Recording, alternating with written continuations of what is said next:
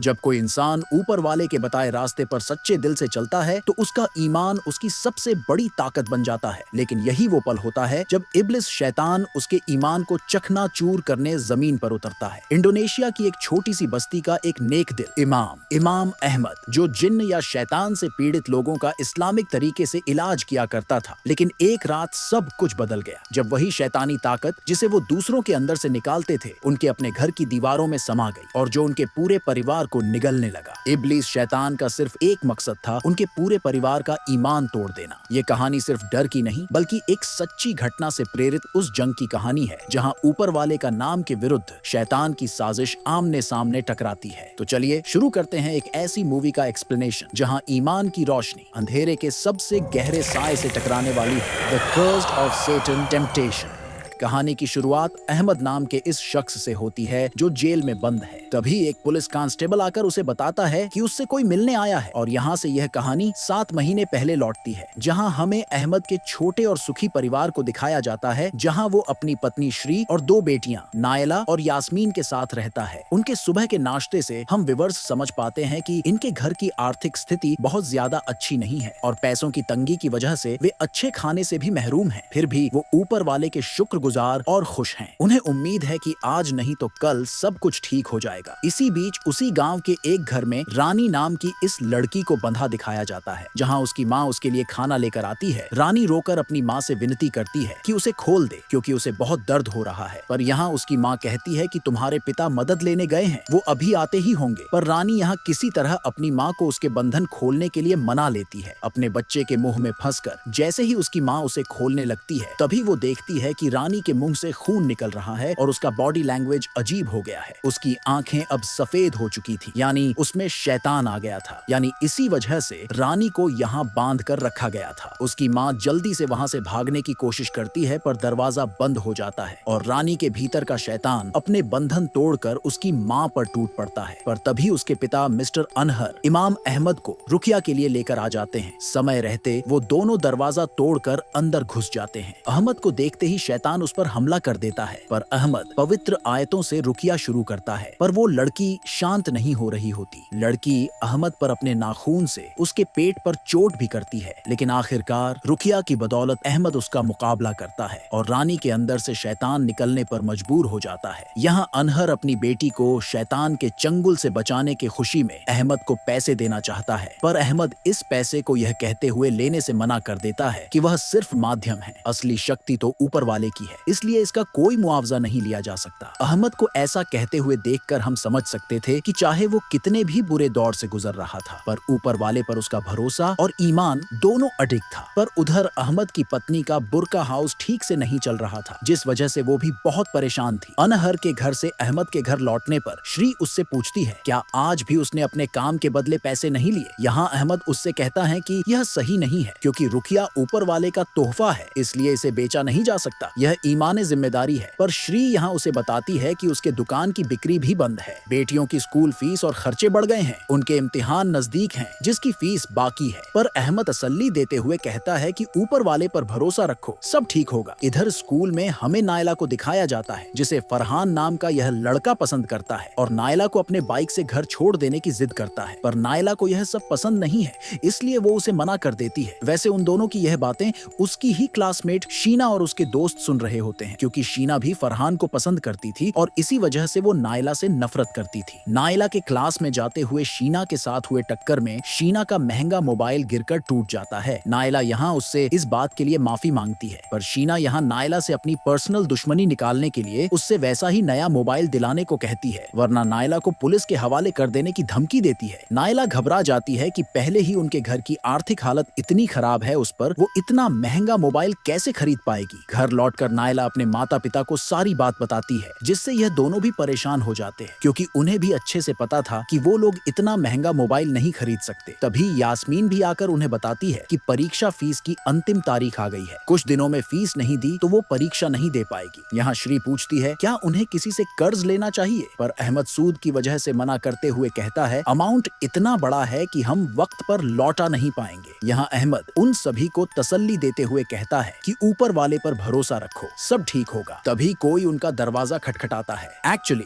अनहर यहाँ अपने साथ उसके बॉस मिस्टर तैमूर को लेकर आया था। यहाँ वो बताते हैं कि उनकी बेटी रत्ना किसी भयानक शैतान के कब्जे में है। कई लोगों ने कोशिश की पर शैतान नहीं निकला, इसलिए उन्हें अहमद के रुकिया की जरूरत है। अहमद फौरन उनके साथ उनके घर पहुंचता है। कमरे के अंदर आते ही शैतान उसे पहचान जाता है। यह असल में वही शैतान था जिसने रानी को पोजेस्ड किया था, इसलिए शैतान यहाँ अहमद को धमकाता है कि वो बार बार इसमें दखल न दे। तभी दरवाजा बंद हो जाता है और जद्दोजहद स्टार्ट हो जाती है। यहाँ अहमद वापस से अपने रुकिया की मदद से इस शैतान से लड़ता है और धीरे धीरे वो इस पर काबू पा लेता है। यहाँ रत्ना के शरीर से जाते हुए इब्लीस उससे कहता है कि अहमद, तूने यह अच्छा नहीं किया। तू हर बार मेरे रास्ते में आकर मुझे उस चीज को करने से रोक रहा है जिसके यह लोग हकदार हैं। इसलिए मैं वादा करता हूँ कि अब मैं तेरे परिवार को खत्म कर दूंगा, तेरे ईमान को चकनाचूर कर तुझे अकेला रहने पर मजबूर कर दूंगा। यहाँ अहमद तैमूर से पूछता है कि क्या आप लोगों ने इब्लीस से कोई डील की थी जिसके पूरा न होने की वजह से वो इतना नाराज है। पर तैमूर अहमद को बस इतना बोलता है कि इब्लीस बस अहमद को गुमराह करने की कोशिश कर रहा था। वैसे तैमूर खुश होकर अहमद को ढेर सारे पैसे देता है, पर अहमद फिर मना करते हुए कहता है कि अगर इस काम के लिए पैसे लेने लगा तो नियत में पैसे का लालच आ जाएगा। वैसे आप हमें कमेंट में बताइए कि क्या अहमद ने इस बार सही किया था जबकि उसे पैसे की इतनी ज्यादा जरूरत थी। खैर,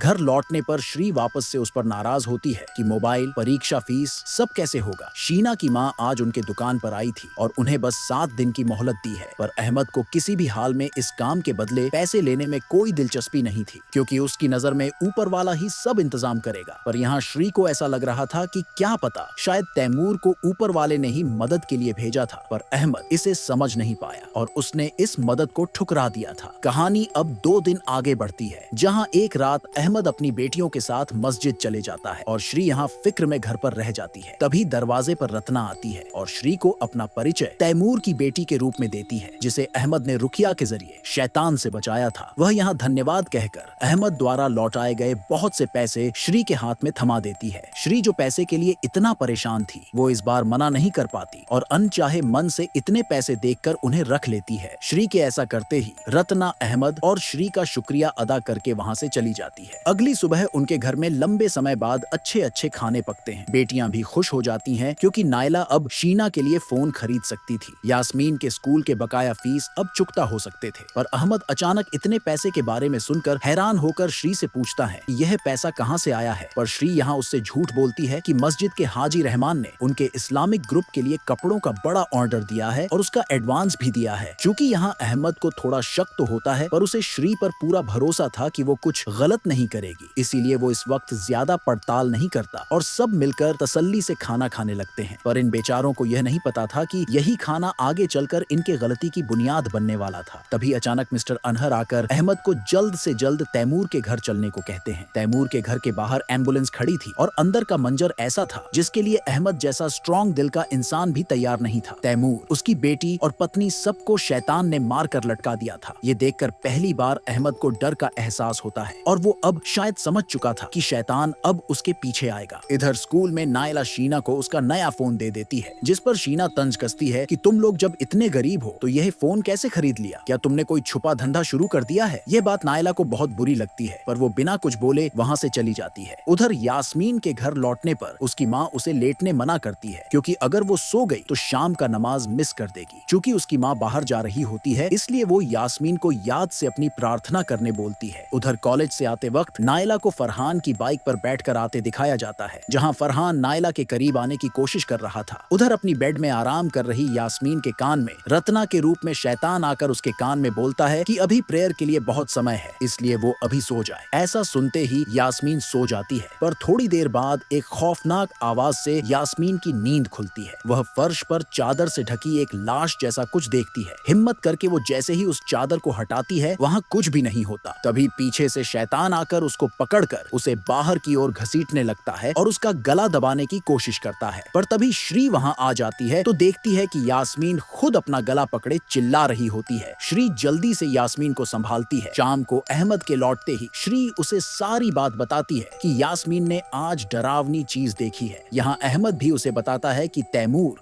और उसका पूरा परिवार 2 दिन पहले ही मारा जा चुका था, जिन्हें आज दफन किया गया है। यह सुनते ही श्री डर जाती है, क्योंकि अगर तैमूर का परिवार 2 दिन पहले ही मर चुका था तो फिर कल जो लड़की पैसे देकर गई थी वह इंसान तो नहीं नहीं हो सकती थी, पर वो यह बात अहमद को नहीं बताती। उसी रात नायला के कमरे की खिड़की पर फरहान दस्तक देता है। नायला जैसे ही हिजाब लेने आगे बढ़ती है, तभी शैतान उसे पोजेस्ड कर लेता है और उसे गुमराह करता है कि फरहान को अपनी खूबसूरती दिखाओ। शैतान द्वारा पोजेस्ड नायला हिजाब उतारकर मॉडर्न बन जाती है और फरहान के साथ रात बिताने एक मोटेल में चली जाती है। अगले दिन सब कुछ बदल चुका था। नायला आज अपनी बहन के साथ कॉलेज नहीं जाती। वो सुबह उठती है तो उसे अपना शरीर भारी भारी लगता है, क्योंकि अभी भी वो पूरी तरह से शैतान के कब्जे में थी। तभी उसकी नजर वहाँ रखी कैंची पर जाती है, जिसे उठाकर वो बहुत ही डरावने ढंग से मुस्कुराने लगती है। असल में उसने स्कूल की स्कर्ट को काट कर छोटा कर दिया था और फिर उसी अंदाज में स्कूल आ जाती है। नायला का ऐसा रूप देखकर सब हैरान रह जाते हैं कि हिजाब पहनने वाली सिंपल लड़की के साथ ऐसा क्या हो गया था। नायला को देखकर टीचर भी हैरान थे। वो शीना के पास जाती है और उससे कहती है वो उससे ज्यादा खूबसूरत है और अब वो फरहान को डेट करेगी। इतना कहते ही वो शीना को धमकाती है और उसे थप्पड़ भी मारती है, लेकिन उसकी इस हरकत की वजह से उसे कॉलेज से कुछ दिनों के लिए सस्पेंड कर दिया जाता है। लेकिन जब वो घर लौटती है तो उसे खुद समझ नहीं आता कि उसने ऐसा क्यों किया था। उसे अपने आप पर कंट्रोल क्यों नहीं है। आधी रात को उसके भीतर का शैतान फिर जागता है और वह यास्मीन को नमाज के लिए अपने साथ ले जाता है। यहाँ यास्मीन देखती है कि नायला क़िबले की बजाय उसकी तरफ मुंह किए बैठी है और उसकी आंखें सफेद हैं। वो घबराकर जैसे ही आयतें पढ़ने लगती है, नायला के अंदर मौजूद शैतान उसकी उंगली तोड़ देता है। उसकी चीख से उसके माँ बाप आ जाते हैं, पर नायला यहाँ खुद को नॉर्मल दिखाने लगती है। यहाँ यास्मीन कहती है कि नायला में शैतान है, मगर अहमद मानने को तैयार नहीं होता और उन्हें कहता है कि अगर घर में ऐसा कुछ होता तो उसे पता चल जाता। पर नायला उसे ही देखे जा रही होती है और उसके अंदर का शैतान अहमद को बेवकूफ बनाकर खुश हो रहा होता है। पर यास्मीन किसी भी हाल में अहमद की बात मानने को तैयार नहीं थी। यहाँ अहमद यास्मीन की स्पिरिचुअल विजन ओपन करने की बात करता है ताकि यास्मीन बता सके कि शैतान इस घर में कहाँ है। अहमद के ऐसा करते ही यास्मीन को वापस से नायला में शैतान नजर आता है, पर नायला अपने सामान्य हाव भाव से उन सबको भ्रमित करके रखती है। अगली सुबह यास्मीन स्कूल चली जाती है। उसके जाने के बाद नायला जब अपनी प्रेगनेंसी टेस्ट करती है तो वो पॉजिटिव आता है। वह यह देखकर हैरान रह जाती है कि यह कैसे हो गया। यहाँ अहमद और श्री भी यह नोटिस करते हैं कि नायला की तबीयत खराब हो रही है। यहाँ अहमद यास्मीन से भी पूछता है कि वो आजकल नमाज क्यों नहीं पढ़ रही है। वह बताती है कि उसे अब डर लगता है कि कहीं नमाज के वक्त फिर से वही शैतान न आ जाए। यास्मीन के जाने के बाद वो श्री से कहता है कि उसका ध्यान आजकल अपनी बच्चियों से ज्यादा उसके नए फोन पर रहता है। वो ध्यान नहीं दे रही कि उसकी बच्चियां क्या कर रही है। यहाँ श्री अहमद को बहुत अजीब जवाब देती है कि वे अब बड़ी हो गई हैं, उन्हें जो करना है खुद कर लेंगी। यह बात अहमद को बुरी लगती है। तभी उनके यहाँ एक आदमी आता है जिसकी बेटी पर शैतान ने कब्जा कर लिया था। अहमद वहाँ जाता है और उस लड़की को शैतान के चंगुल से निकालने की कोशिश करता है, पर इस बार उसका रुखिया असर नहीं करता। शैतान उसे ताना देता है कि अब उसकी दुआ कबूल नहीं होगी। अब उसके प्रेयर और एक आम आदमी के प्रेयर में ज्यादा अंतर नहीं बचा है। तभी अहमद की नाक से खून आने लगता है और वह समझ नहीं पाता कि उसके साथ ऐसा क्यों हो रहा है। मस्जिद के बरामदे में उन्हें हाजी रहमान मिलते हैं। यहाँ अहमद उनके द्वारा खरीदे ऑर्डर के लिए उनका शुक्रिया अदा करता है, पर हाजी रहमान कहते हैं कि मैंने तो श्री को कोई ऑर्डर नहीं दिया था। यहाँ अहमद समझ जाता है कि श्री ने उससे झूठ बोला था। घर जाकर वह श्री से सख्ती से पूछता है कि वह पैसा कहाँ से आया था, पर तभी नायला अपनी प्रेगनेंसी के वजह से बेहोश हो जाती है। उसे जल्दी से कमरे में लिटाया जाता है। यहाँ अहमद के दोबारा पूछने पर वह सर झुकाकर कबूलती है कि उसने झूठ बोला था। उसने यह पैसे तैमूर की बेटी रत्ना से लिए थे, ये समझे बिना कि यह शैतान का धोखा था। शैतान इस पैसे की वजह से उनका ईमान तोड़ना चाहता था, क्योंकि जब भी कोई स्पिरिचुअल इंसान शैतान के दिए पैसे का इस्तेमाल अपनी भूख मिटाने और जरूरत के सामान खरीदने के लिए करता है, तो वो भी उसी गुनाह का भागीदार बन जाता है जो शैतान किया करता है। यहाँ श्री अहमद से माफी मांगती है। अहमद यहाँ से मिस्टर अनहर से मिलने जाता है। इधर नायला होश में आकर अपनी माँ को बताती है कि वह प्रेग्नेंट है और उसे स्कूल से निकाल दिया गया है। वह रोते हुए माफी मांगती है। श्री यहाँ समझ जाती है कि यह सब शैतान की प्लानिंग से हुआ है और वो यहाँ खुद को दोष देती है। इधर अहमद जब अनहर के घर पहुँचता है तो देखता है कि सब खून में लथपथ मरे पड़े हैं। सिर्फ अनहर की ही चंद सांसें बची हुई थी। वह कहता है कि उससे बड़ी भूल हो गई है, अहमद उसे माफ कर दें। वह यहाँ बताता है कि तैमूर और उसकी पत्नी ने शैतान से सौदे के जरिए दौलत और शोहरत हासिल की और बदले में अपनी संतान को शैतान के नाम कर दिया। डील के मुताबिक जब रत्ना 18 साल की होती तो शैतान उसे अपने साथ ले जाता। अनहर को यह बात पता चली तो तैमूर ने पैसे से उसका भी मुंह बंद कर दिया, पर अपनी बेटी के प्यार में वो 18 साल के बाद अपनी बेटी को शैतान के हवाले नहीं करना चाहता था। यही से सब दिक्कत शुरू हुई। पहले शैतान ने अनहर की बेटी को कब्जे में लेकर तैमूर को डराने की कोशिश कोशिश की पर अहमद ने उसकी बेटी को बचा लिया। फिर शैतान ने रत्ना को पोजेस्ड किया पर अहमद फिर से उनके रास्ते में आ गया। शायद इसीलिए शैतान ने अहमद को बोला था कि वो उनके बीच में न आए। अनहर को यह अंदाजा नहीं था कि उसके इस हराम के पैसे लेने के बाद उसकी खुद की बेटी रानी भी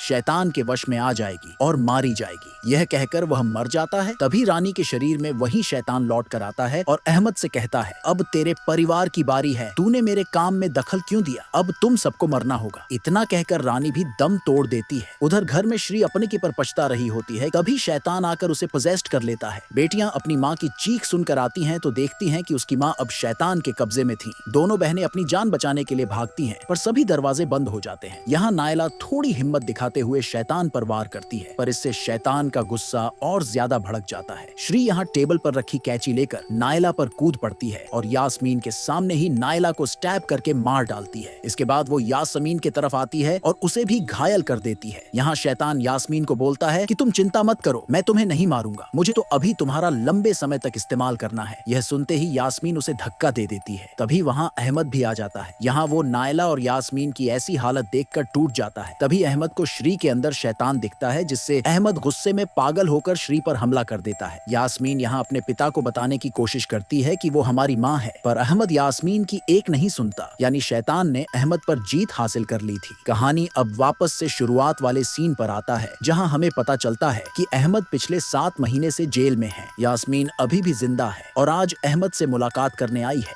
यहाँ अहमद उससे कहता है कि भले ही शैतान ने उनकी जिंदगी तबाह कर दी पर इसके बावजूद वो यास्मीन को हमेशा प्रेयर करने और ऊपर वाले के रास्ते पर डटे रहने की सलाह देता है। यहाँ मुलाकात खत्म होते ही अहमद जब जाने लगता है तभी यास्मीन पर वही शैतान कब्जा कर लेता है और अपनी शैतानी हंसी के साथ कहता है कि अहमद, जेल में सड़ना कैसा लग रहा है? मैंने कहा था ना कि तुझे और तेरी फैमिली को खत्म कर दूंगा। मैं इब्लिश हूँ, जो कहता हूँ वो करके रहूंगा। पर अफसोस कि अहमद अब कुछ नहीं कर सकता था। वो बस अपने ऊपर वाले को याद करते हुए अंदर चला जाता है और फिल्म यहीं खत्म हो जाती है। अब बहुतों का सवाल होगा कि नेक राह पर चलने वालों का ऊपर वाला जब हिफाजत करता है तो अहमद के साथ यहाँ ऐसा क्यों नहीं? असल बात यह है कि अहमद की पत्नी ने जो पैसा लिया था वह पूरा पैसा शैतान से किए सौदे से हासिल हुआ था। जो अनदेखा सौदा उसने रत्ना से किया था, जिसे आप शैतान का ट्रिक भी कह सकते हैं। जब वही हराम के पैसे से खरीदा गया खाना उनके पेट में गया तो पहले उनके अंदर झूठ शुरू हुआ, फिर उनका ईमान कमजोर हुआ और वे अनजाने में शैतान के दिखाए रास्ते पर चल पड़े और एक खूबसूरत परिवार तबाह हो गया। फिल्म हमें यह सीख देती है कि चाहे शैतान नजर न आए, वह हमारे भीतर से बुरे काम करवा सकता है और हमें पता भी नहीं चलता। तो आप चाहे किसी भी धर्म या किसी भी जात पात के हैं, अपने अपने भगवान पर अटूट विश्वास हमेशा बनाए रखे। जीवन में लाख बुराइयां आपको भटकाने की कोशिश करेगी पर यही आपकी परीक्षा होती है अपने भगवान के और करीब आने या उनसे दूर जाने की, जिसका फैसला हमेशा आपका होता है कि आप क्या चुनते हैं। वैसे आपको ये मूवी एक्सप्लेनेशन कैसा लगा कमेंट में जरूर बताते जाए। वीडियो अच्छा लगा हो तो लाइक करें, चैनल पर नए हैं तो सब्सक्राइब करें। मिलते हैं नेक्स्ट वीडियो में।